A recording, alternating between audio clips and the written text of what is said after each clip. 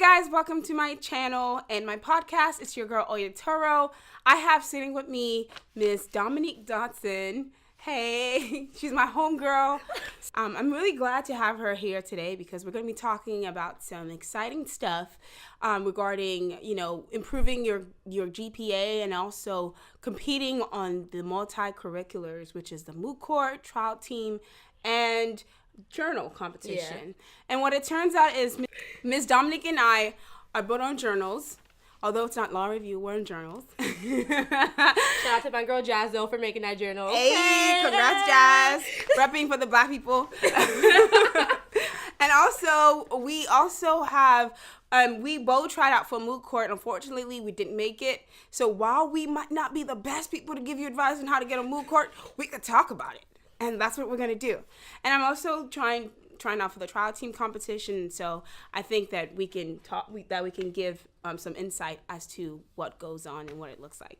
So, but first, Dominique has an obsession with Beyonce. She is a stan. And I wanted her to just give you a backstory about where this love came from and what's going on, Dom. Why do you love Beyonce so much? Okay, so the funny thing is, like, when I was younger, I hated her. I know. I feel like a lot of people don't know that. But when I was younger, I didn't really, listen to her music. And I, was one of those people that's like, Beyonce's overrated, when I was, younger. But when I was a freshman in college, I went to Liberty University. And it's one of the biggest Christian schools in the entire world. They literally have over, 100,000 students, both on campus and online. We weren't allowed to listen to, any music that was, rap, you couldn't pay Drake or Kendrick Lamar or anything like that, and that's what I listened to. So at practices, if it wasn't Taylor Swift, it was Beyonce. Oh. So I didn't have a choice to listen to her or not. But the crazy thing is that my teammates loved her, and I never understood why. But after they played her music so much, that was the first concert I went to, actually. I literally fell in love with her, and I went to the first On the Run tour. And then ever since then, it was just a downward spiral of obsession with Beyonce. I don't think you guys understand how much Dominique is, obsessed with Beyonce. She spent, $300 in 1 year. See, did you see her twice? I was at some point. The first time I saw her, I got floor tickets. Literally the first time I saw her. And the second time I saw her, they were free. Because I had 1 ticket. The third time I saw her, I spent $200. It was for me and my mom. And the fourth time is going to be after this video is posted, but we're going August 29th. Yes. Me and Esther are going with her sister. Hey. And it's going to be my fourth time seeing her. It's going to be my first time seeing her. And it's going to be my first time seeing her. I've always been a fan of Beyonce, but I feel like when I met you, I was like, okay, you can have that crown. She's the definition of a beehive. I just bought her September Vogue issue because it's, historical. Because, of course, only a couple black women get to be on the cover. And also, in the first time, they gave Beyonce complete artistic creativity over it. Right. And they had a black photographer be the head photographer of it. And, matter of fact, he was 23, which is how old I am. So if that puts things into perspective. Yeah, what am I doing with my life? Right? Yeah. What am I doing with my life? I have no idea, but, that is my homegirl born September 4th, 1981. Okay, girl. Beyonce. Okay. Her best album is B-Day. I don't care what anyone says. I think her best album is 4. It's not 4. And I made a painting of Beyonce's album 4, on my wall. So I think it's the best album. It's good, but it's not that girl. B-Day is that girl. That's all I have to say. But aside of talking about Beyonce, let's talk about you and your second semester. So a lot of people don't know what they're expecting going into law school, and it's kind of crazy because they don't really give you the secret. And sometimes they say it, but it doesn't make sense until you're in the exam room and the clock's ticking. And so, how was your first semester totally different from your second semester? So my first semester, I feel like, one, I had no idea what I was doing. I would read and not understand what was going on, and I never really asked anyone, hey, can someone make this make sense? So that was one. Also, I was hazed by the 2Ls. They told me I could start outlining by November, and that was a lie. That's a lie. That is a lie. I know, like, you have to start, like, right off the bat, because then it, like, picks up and you don't even have time. I didn't even do a con law outline. Like, I'm telling you. Oh, yeah. I finished my crim outline literally probably, like, 3 days before the test, and then, like, my torts outline was the only one I finished before finals. I didn't even do a crim outline. I mean, a con law outline. I literally, like, I just got it from someone else. I was like, I don't think I did a con law outline either. I started, and I was halfway through, and I was like, I saw someone's outline. I think it was Bachi's. Hey, Bachi! Second shout out. I think it was Bachi's outline, and it was so good. I'm like, why do I have to have an outline? But outlining does help. It helps so much, honestly. I think that was the one big difference from first semester to second semester. Right. In second semester, I tried to at least update my outline every, like, 1 to 2 weeks. Sometimes 3 if I'd get a slump. But I definitely did that a lot more. I also think going to office hours is helpful. Very, very, very helpful. I think I went to office hours maybe, like, 3 times for, like, all my classes my first semester, but I can, like, attest, like, for my contracts class, I was, like, in my professor's office maybe, like, every other week, because, like, I wanted to do well in contracts. Right. I didn't. But I feel like actually going in and speaking to your professor, because at the end of the day, like, your professor is gonna, like, make or break you, because we only have one test, and if you don't do things the way they want it specifically, like, even though, like, the curve may work in your favor in some classes, like, if everybody else knows exactly what to do and can put, like, a good faith effort, even if you put a good faith effort and it's not what the professor wants, right. like, you're gonna get a C. Like, that's just how I feel. You're not gonna do well. And, like, the thing is, I have Dominique here because she got on the dean's list second semester. So shout out to my girl Dominique. Yeah, I was on academic probation first semester. No, I'm kidding. It wasn't that bad. No, it wasn't that bad. But yeah, I think what I tell the incoming 1Ls all the time is, like, right now, don't focus a lot about the reading. We went to a training yesterday, and the speaker said that what is it that you spend most of your time on, and what is going to be the most important thing at the end of the day. Most people spend most of their time reading, but the most important thing that they have to worry about is the exam at the end of the day. So, like, yeah, reading for the class is important, but, like, you have to be able to write down and write and synthesize what you're reading, and not a lot of people do that. So it's very important. Like, Dominique, you went to your professors with sample essays. Was it? Yeah. Were you just discussing, or did you, like, hand them sample essays and, like, can you read this? Is this right? So with contracts mainly, I would, like, my professor would give out, like, weekly, like, not weekly quizzes, but, like, quizzes for each chapter. Right. And I'd go and discuss them with her. Crazy thing is, though, like, please do not follow this advice, but I did well in property. Like, it's the best grade I've gotten since I've been here. And I did every single practice test. Right. But I did not go to the professor to see if I did it right. I literally just lucked up. But I feel like I could have did even better if I would have taken them to my professor and she would have looked at them and seen, like, okay, like, you're on the right track, but this is what you can do to do better. So I think that's what I was really missing from my first semester too.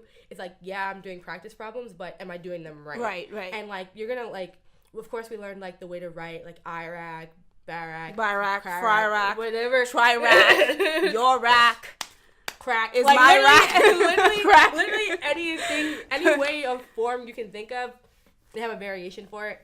And honestly, I feel like I didn't really soak that in until, like, my second semester. Yes, like, me too. I really feel like I did not know what issue meant. Like, I'm telling you, I didn't know what it meant. Okay, so that is true, because I was having a discussion with, like, the 1Ls again. I was like, it doesn't make sense until the second semester. Like, then you're like, clarity. Like, you don't know that what the issue is, because I know that our comm professor confused me a little bit, but the issues really are the concepts. It's not, like, it's concepts tied to facts. So, and a lot of people don't really apply that. And then you have your rules, which is you just explaining what the law is, but then it doesn't make sense until you actually, like, down and dirty. Yeah, because, like, the reading, like, and this is, like, the one thing I hate is that, like, we'll read something to give us the context. Like, oh, this is the history of battery. And we don't even follow those rules anymore. Like, the professor will go over, like, a whole lecture about this is how we used to do it. I'd be like, but wait, scratch all those notes you just took. This is how we do it now. Why couldn't y'all just tell me that? Exactly. And then the most frustrating thing about school was that you would be talking about, like, a concept, and then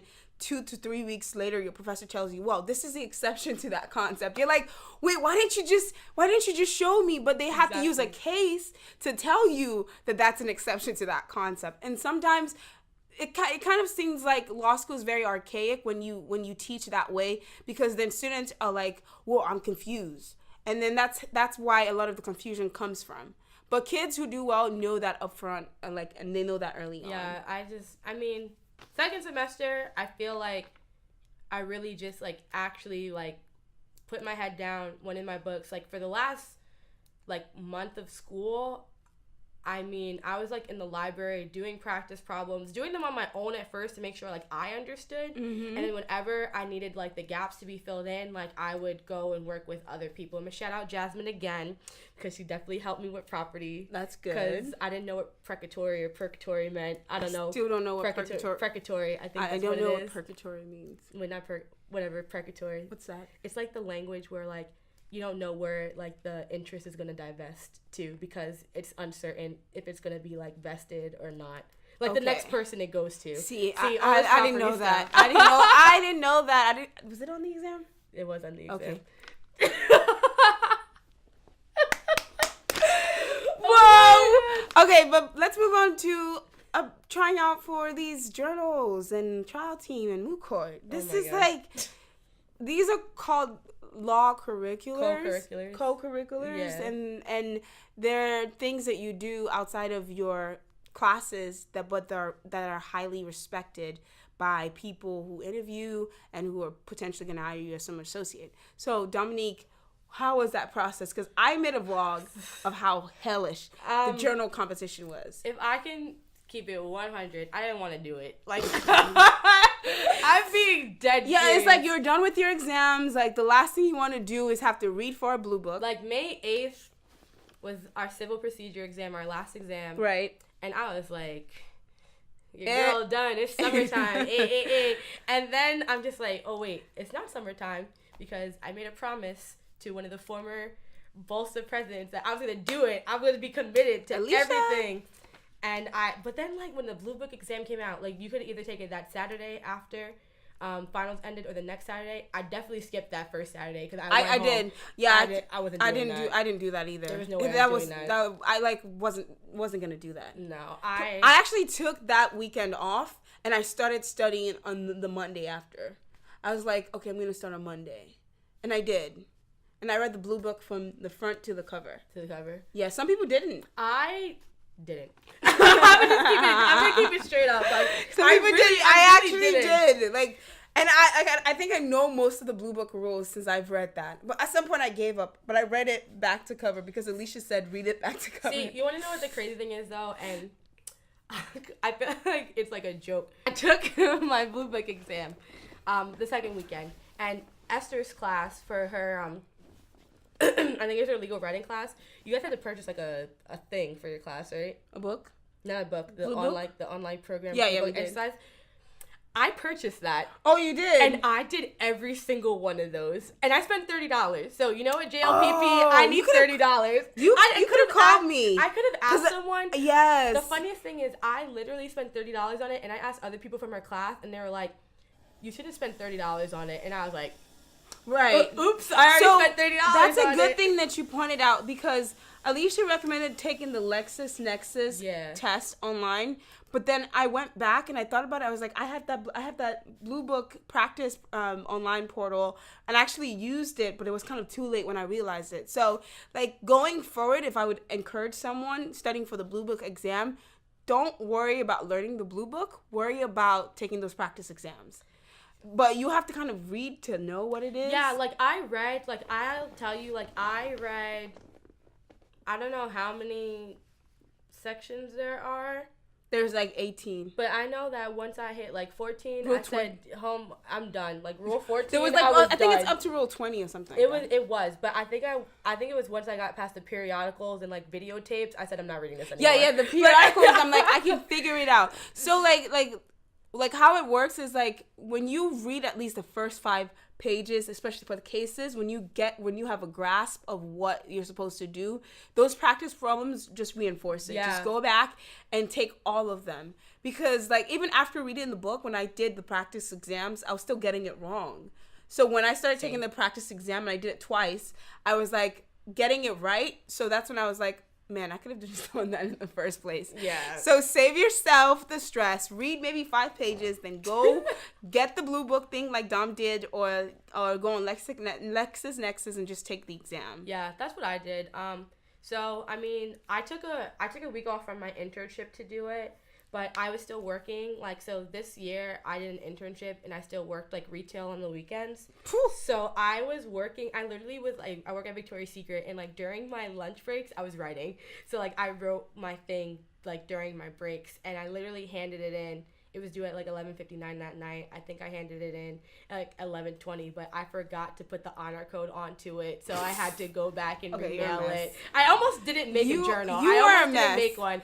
Don't be me. Yeah, and some people actually didn't make it to the deadline, and so like the prompt for it's a good thing that you brought up the journal. The prompt for the journal was very hard. It was stupid. It was very difficult, and I don't know how it was for you. For me, it was difficult because I've never written like a judge before. I've written an objective memo. I've written a persuasive memo, but I've never had to decide the fate of a case. It was just like, I kind of felt like I was just like talking to myself, like if I was like in the court, like, no, I don't agree with this because X, Y, and Z. Right. But again, like maybe if I would have written it like better, I would be on law review.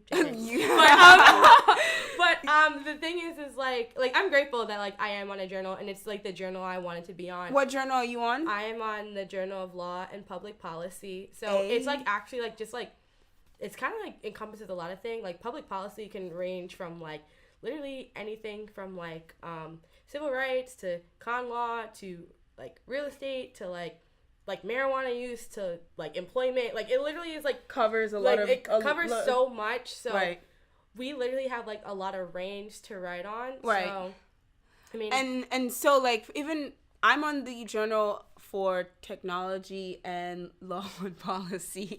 When you found out, where were you? When I found out, I was at a friend's place and I couldn't look at the number. Right. So I looked on Law Review and I saw like my number, which was like something, and then but the last number wasn't my number. It was like some random person's number, and I was like, oh, I didn't make law review. But I was like, I hope I make it to the Journal of Technology and Policy, because that was my second option.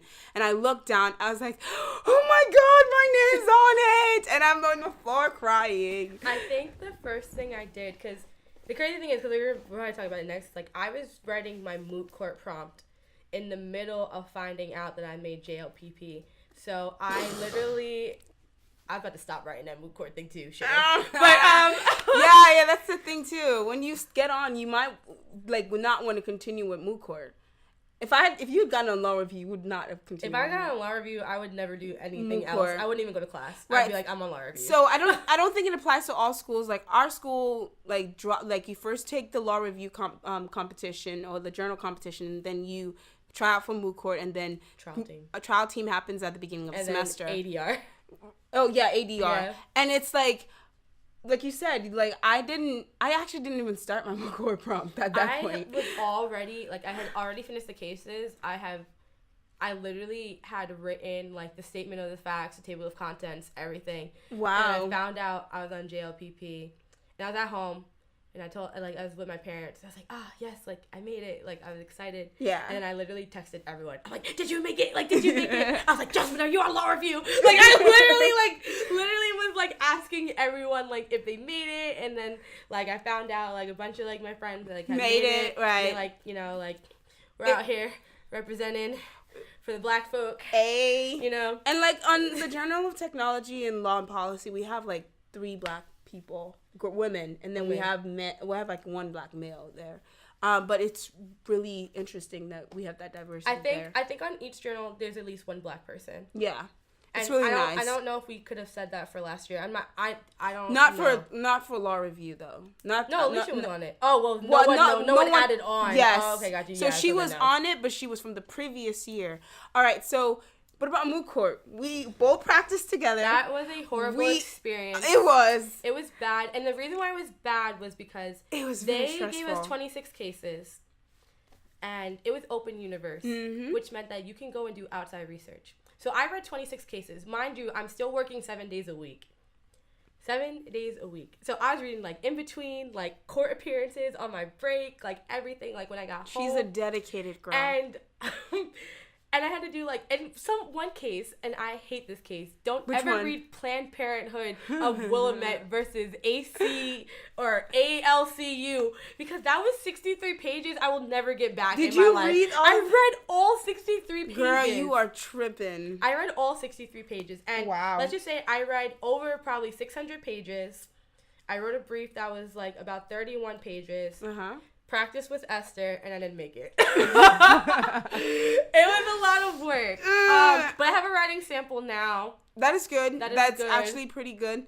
I on the other hand, once I got into trial team, I didn't think about doing moot court, but I ran into a current 3L, and who was like, maybe you should just try. You never know what happens. So, like, I'm in Atlanta, interviewing in Atlanta, and I'm, like, thinking about writing this, and I, like, draft the entire case in one day. Like, I've never written that much in my whole life. Honestly, that's so superhuman, because it took me 2 weeks to write mine, but I literally was writing mine in, like, increments. But she did all of it. Well, I mean, the thing is, like, I did all the research prior, but I was still researching, and so, like, so I had an idea of what arguments I wanted to make, and I just had to have the cases to make it sound smart. And so when I was driving with my mom and my dad and my sisters from Jacksonville, I'm, like, typing, but I didn't really get the chance to make my paper a really, really great paper. I didn't do my blue book, but whatever. I'm not ashamed to say this because the deed has been done, and part of the reasons why I didn't do so well in moot court and I didn't really put all my eggs in that basket was because I was taking a class over the summer, and that class was, like, so hard. It was like, it wasn't so hard. It was just exhausting, okay? It was exhausting. It wasn't hard. Yeah. But, and then we had the finals, and people were taking the finals at the last minute. Yeah, so. I didn't take a summer class. Yeah, don't do that. If your competitions are taking place. As a 1L, I wouldn't suggest taking a summer class. It's like, it's a lot of work, because you have your internship, and if you're doing an externship too, like, you have externship work, then classwork, and then, like, right on, and then, like, moot court. Like, you're not gonna have a summer. Like, yeah, you're not. We didn't have a summer. But I didn't even take a class, and I was like, I have no summer. Okay, what about trial team now? I'm not doing trial team, I mean, she's not doing that, but I can give you guys an overview about trial team. Like, it's basically like mock trial, if you're familiar with mock trial, but you're only assigned a closing. So you have 3 stages where they make cutoffs. The first stage is just you giving a closing argument. Then if you make it, you move on to the second stage where you give a closing argument and do a cross-examination. And then if you are one of the people at the end of the third stage, you have to give a full set trial. I don't know if I'm going to make it, but I'm just like, at this point, top of my head, at this point, I just want to try. Because if we don't make it, guess what me and Dominique are doing together? I don't know. What are we doing together? Balsa moot court. Oh, okay. I was like, wait, girl, I'm finished. I don't know what she was talking about. I said, Dominique, why don't you try? She's like, nah, I'm done. You want to know why? Because I'm done. UF took too much of my time. They shut off years of my life with all this reading they made me do. Yes. It was a lot. It was a lot of reading. Like, maybe if trial team was first, then maybe I would have did moot court. Yeah, but there was no way I was doing trial team. Yeah. Especially after, like, it's so, like, that's a lot of things that I feel like happen. Like, I feel like that's different from, like, first semester, second semester, and now, like, the heartbreak of all the rejections you may get. Like, after I was rejected from moot court, I said, this school's not getting any more of my time and energy. I'm sick of them telling me no. But I don't know. Maybe in hindsight, I may regret trial team. I probably won't. And the thing about moot court that I think is great, and I think anyone should, if you have the opportunity to try out for moot court, is you get both writing and speaking experience, and that's like combined in one. Journals are just like writing. You don't even write. You edit. Yeah, no, really. Unless you're writing. You don't even write unless you're writing a note, and 3Ls are required to write a note. And then trial team is more about talking. Trial team is more about your presentation styles. But let's move on to the segment that I'm yet to name, which is our legal trivia. Trivia. Oh, yes. girl. And Dominique is going to be picking a question from this golden box. So it's a golden question box, and she's going to be responding to it. So you pick it up, give it to me. I'll give it to you. Yes, because... Dun, dun, dun. Oh, my God. I'm nervous. Oh, what are the elements of negligence? Girl.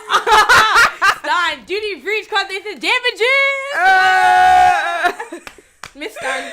Thank you, Stein would be so proud. She would be. Name all the cases that pertains to it. I'm stopped. Oh, Let me stop. I was just joking. That guy where he fell down the well, he got dropped down. She does too much, and then she thinks she's not smart. USV Lautner. She does too much. Okay, you do too much. So if you have any advice for current law students who are thinking about trying out for co-curricular activities, what would you tell them? Do it. Do it, one, just because, like, someone like me, while my GPA did increase, like, I still don't have, like, a great one. So I feel like doing the co-curriculars, if I, like, had, like, certain things saying, like, my grades may not reflect it, but, like, obviously, like, I can, like, I still can write. And, like, I, like, say I made, like, moot court, like, I can still write and speak. And also, like, doing clinics, like, I think that's a huge thing. Really, it just depends on, like, what type of law you want to get into. Like, if you want to do big law, like, you need to do the write-on. Like, you need to do moot court. Because literally every single, like OCI, like, on-campus interview job is, like, law review, moot court, like, top this, top that. Like, you need to do those things. But me, like, I want to do public interest law. Like, I'm really interested in family law. It's really the practical experience, but also that writing experience will help because we're not just litigators. We also still write as well. Right. So I would tell anyone, like, I know a lot of people say, like, oh, like, don't just do things for your resume. I don't care what anyone says. I'll do anything for my resume. Like, I'll put anything on my resume. If I can put it on my resume, like, I'll put it on my resume. Like, so, like, I just, like, have, like, my activities. Like, I would say, like, I'm pretty involved in school. I'm part of also, like, Esther, like, Family Law Society. I'm now on JLPP. So I think just having that one co-curricular, even if it's one, I think it can really at least set you apart because, honestly, everybody in law school is smart. Like, no one's stupid. Right. Like, it's just how better we can market ourselves to other people in order for us to get that job that we want. And I think that doing the co-curriculars is, like, really, like, might be what sets you apart. Well, thank you, Dominique. And do you have anything else? But if you don't make a co-curricular, you don't suck. You're still a beautiful, great, smart person. Get that clinic experience, okay? Get that in-person experience, and people are still gonna love you. I mean, just to add on, I think Dominique has given you guys, like, a load of gem. Like, there are so many ways to highlight who you are as a person. I didn't make it on moot court. I made it on a journal. Does that mean I'm not a great speaker? I'm not a great writer? No, it doesn't reflect on who you are and where you're going. And I have friends who would not do any of those things. So I think that you can leverage your skills by joining a clinic, like she said, which I'm on a clinic right now, and Mediation? No, I'm currently doing a tax clinic right now. Okay. And so you see how that you can leverage your skills and advocating for people outside of being on a co-curricular. So, Dominique, I appreciate you for being here. You are definitely welcome. I know we have to talk about more stuff because we always run out of time. We got the tea for y'all next time. We have the tea. Hey. But you guys, thank you for tuning in. This is Legally Woke with Oyetoro, and I'll see you guys in our next episode.